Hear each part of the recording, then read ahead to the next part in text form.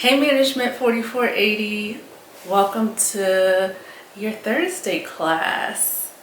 So today we are going to go through chapter 6, which is about corporate level strategies. I have my notes here from the PowerPoint, and let's just jump in and quickly review the concept so that you can go ahead and review the PowerPoint and do the activity on your own. So in chapter 5 we talked about business level strategies, and that was essentially answering the question, how do we want to position our businesses? So do we want them to focus on cost leadership? Do we want to focus on differentiation, maybe focus cost leadership, maybe focus differentiation? And here in chapter 6 with corporate level strategy, we're focused on answering the question, which businesses and industries do we want to operate in? So corporate level strategy is mainly focused on diversification. So if we have multiple businesses under an umbrella firm, the question becomes, which industries do we want to purchase businesses in?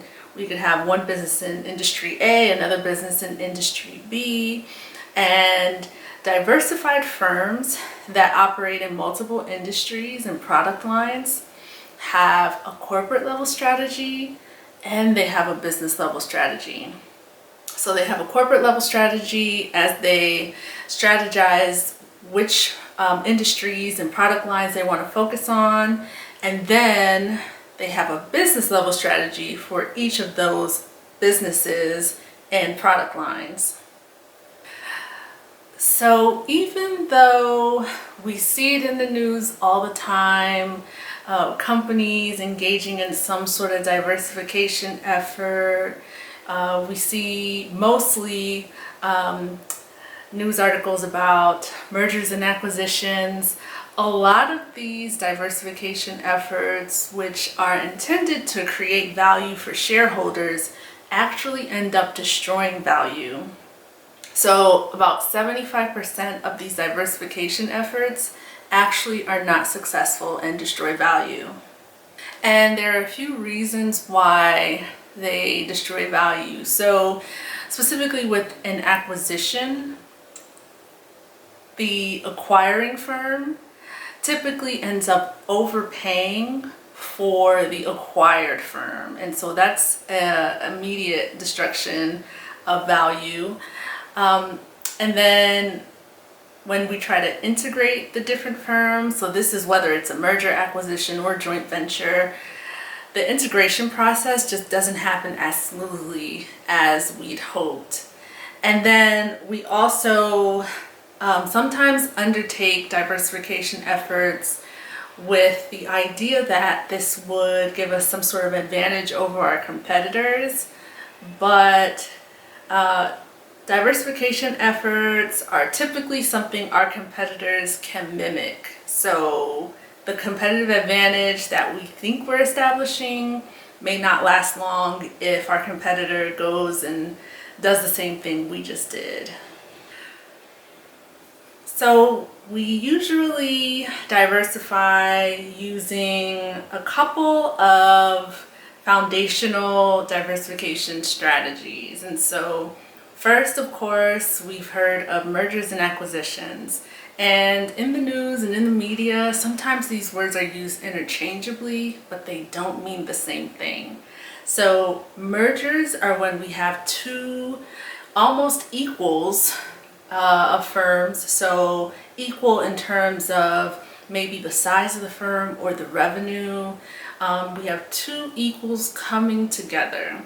And so a clue that a merger is happening is if after the merger, the new company has a new name. So sometimes when this happens, you'll see that the new company is named some sort of new name that joins together the two old names. So we have company A and company B merging, and then the new company is called company AB.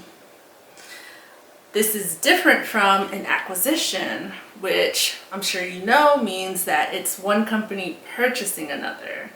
So a telltale sign that a diversification deal is actually an acquisition is by the name after the deal is done. So with an acquisition, typically the new name of the firm is the name of the acquiring firm. So firm A purchases firm B, and the new name of the larger firm is firm A. And then we have strategic alliances, which is just an agreement for two different firms to work together, maybe indefinitely for an indefinite period of time, or just for a singular project until that project is done. And then we have joint ventures, which is when firm A and firm B come together only to form firm C. So firm A and firm B are still two separate firms, and firm C is also its own firm. So we started off with two firms and now we have three. And then internal development means that we're just trying to diversify with ourselves. So if we want to enter into another industry, we, instead of relying on another firm to merge with or have a joint venture with, we just say, you know what, we want a product in this other industry, so we're going to develop the product ourselves. And then because a lot of these deals go south and don't end up creating value, we face divestment. And so that's just when the acquiring company sells the firm that they acquire, or the merged company decides to unmerge. The goal of diversification is always to create synergy. So that's essentially the idea that we are more valuable together than we would be operating separately. So there are two categories of diversification, and that is related diversification and unrelated diversification. So related diversification is exactly what it sounds like. It's basically diversifying with another company that does something similar to what we already do. So there are some activities that we engage in at our company that they also engage in at that company. Versus unrelated diversification, which is where we have two companies that are totally different, but there's still a way to create value even though we do very different things. So with a related diversification, we're able to achieve cost savings and efficiency through economies of scope. So typically, we know that in related diversification, there's some sort of shared activity or similar activity that we engage in our value chain. And so the idea is, okay, if we engage in this very similar activity, then if we do it together, then that's cost savings. That's more efficient versus if we have to pay for these two separate processes as two different companies. And then another advantage of related diversification is greater market power. So market power happens just by the new larger size of the firm. And so this allows the larger firm to have more say over what their suppliers are charging and the quality of the suppliers' inputs. And then also it gives the new company more power over demanding buyers, because if now you are the largest firm in this industry, then buyers have fewer alternatives. And then also it's sort of like you now set the new standard in the industry because of your larger size and greater resources. So then you may be wondering why a company would engage in unrelated diversification. Like, how could we justify diversifying with another company that has nothing to do with what we do? But there are a few reasons for that. And so one is called the parenting advantage. And so that's essentially the idea that the leaders, the top managers of the company feel like whether this other company that we're intending to diversify with or enter into a deal with is in our realm of like familiarities in our industry, that doesn't matter, because the knowledge and experience and wisdom that we have with respect to growing a company and running it efficiently can apply to any company. So that's like Disney buying a car manufacturing company, and you're just like, why would Disney try to get into the auto industry? But if top leaders at Disney feel like they are experts in efficiently running companies, then it doesn't really matter what industry the other company is in. And also, a lot of times when we have these unrelated diversification deals, restructuring happens. And so that's just a movement or a removal of assets of the company that is being brought in. And so again, it's just efforts to make the company run more efficiently. So real life examples of this is when you've maybe heard of a company engaging in some sort of merger or acquisition, and then they might like close departments or close certain offices. And so that's just an example of restructuring. And then another reason why we would diversify with a company that is in a totally different field is for portfolio management purposes. So you've taken finance, you know what this means. It's essentially wanting to have businesses in various industries so that if the cash flow is negatively impacted in the businesses in this industry, then perhaps the businesses in these other industries are thriving, so to kind of offset the loss that we're experiencing with these other businesses. The Boston Consulting Group came up with this portfolio management system where they categorize the different businesses in 4 ways. And so the 4 categories are cash cows, stars, question marks, and dogs. And so with cash cows, you have a business that is in an industry that is experiencing low growth, but the business itself has a high market share of that industry. And so the business, despite the slow growing industry it's in, is making a lot of money. And so it's sort of like, well, since this industry is slow growing, we're not sure that the businesses within this industry will have a long future ahead of it. And so it's sort of like, let's get the money that we can out of this cash cow, and then we can use some of this revenue to support our businesses in some of these other categories. Another one of those categories that you would use cash cow money to support might be a star. So if we're placing businesses in the star category, then that is a business that is experiencing a high growth industry and a growing market share of that industry. So we want to support that business, but we can also use cash cow money to support our question marks.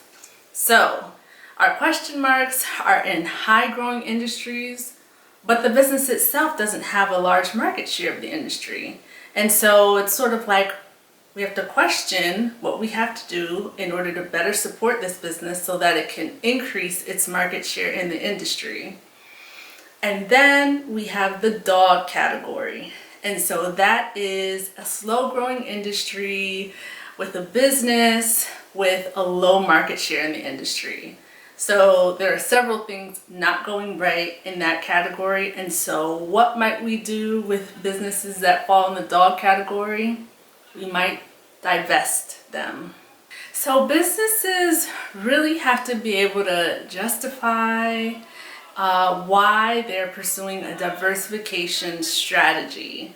Because so we know that the owners of these businesses are stockholders. And stockholders themselves have diversified portfolios. And so they intentionally are buying firms or stock of firms that are in this industry or that industry. And so if we have a firm that is diversifying itself, we have to question the efficiency of that because diversification efforts are expensive. And so if stockholders can create value by diversifying their own stock portfolios, and they can do this more efficiently and much less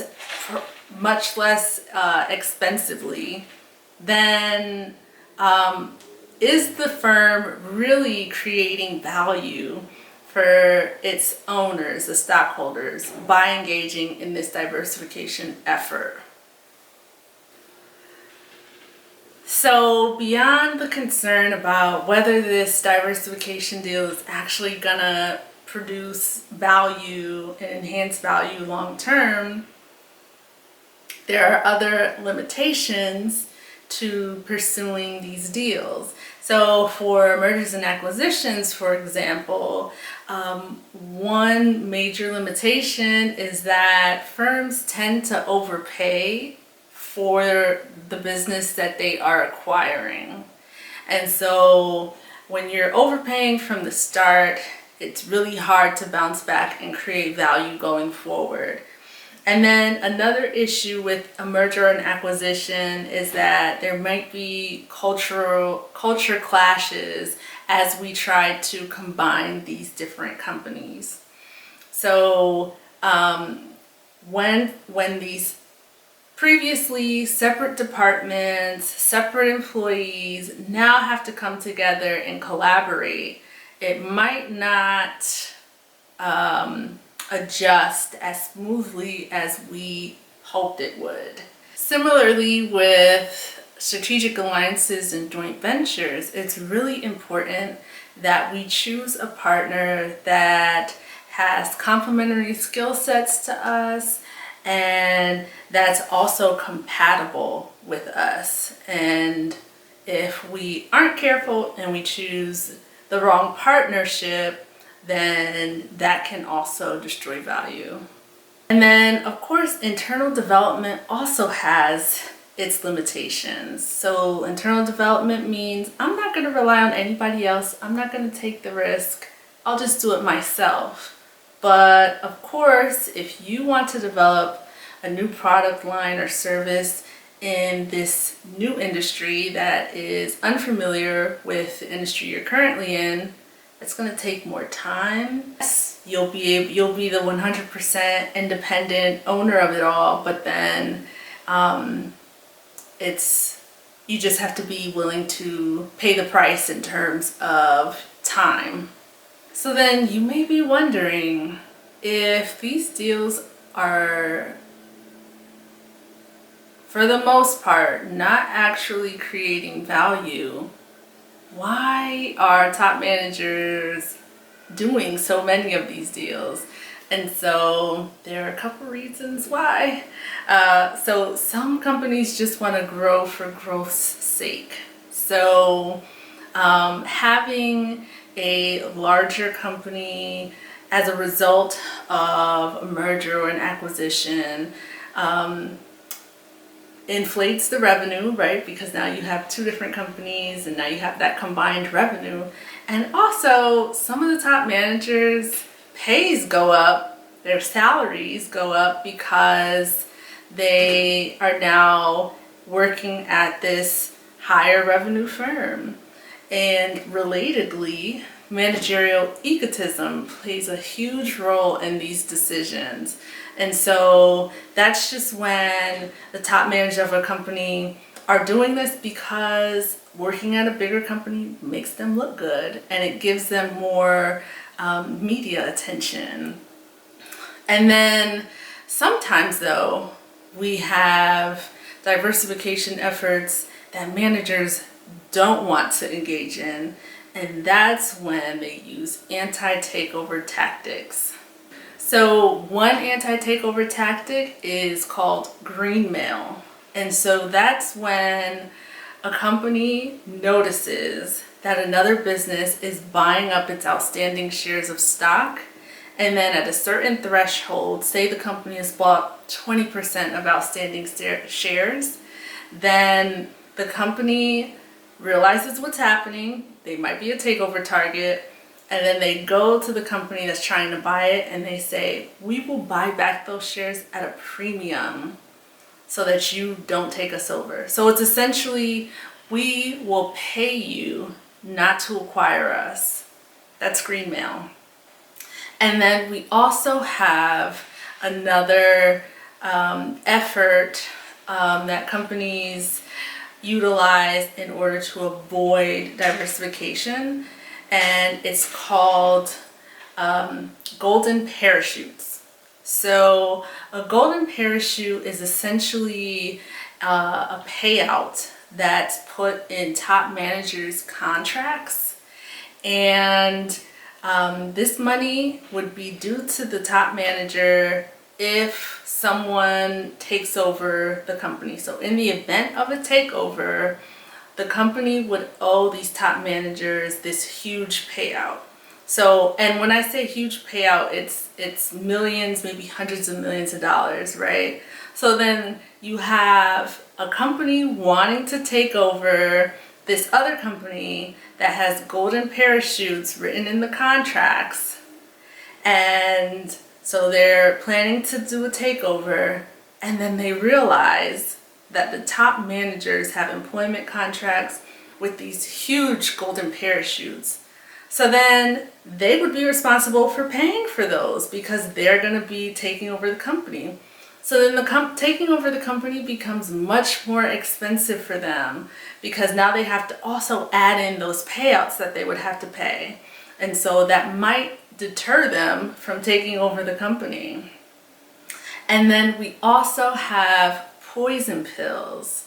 So a company might use a poison pill to avoid an acquisition as they see another company buying up outstanding shares, and then they end up issuing new shares to all the investors except for the company that's buying up large portions of the shares. They issue these new shares at a discount, and then that dilutes the holdings of the acquiring company. So if the acquiring company had managed to buy up 40% of the outstanding shares, but then the company decides to issue new shares at a discount, so all of the other stockholders are buying these up, then the company that did have 40% of outstanding shares now might be knocked down to 20% of outstanding shares. And so it essentially makes the acquiring process more expensive, increasingly expensive, in order to hopefully get the acquiring company to say, you know what, forget it. We don't want to acquire you. This is just becoming too expensive. So for your next step, I wanted to make sure that we understood how to spot a diversification deal and how to categorize them. So I took some screenshots of different news articles announcing deals that different companies were engaging in. And I want you to tell me whether it's a merger, an acquisition, joint venture. And so you'll look at the screenshots. You'll identify what type of diversification deal it is, and then you'll share your answers on Moodle. All right, so that is it for this week. Let me know if you have any questions. Have a great weekend.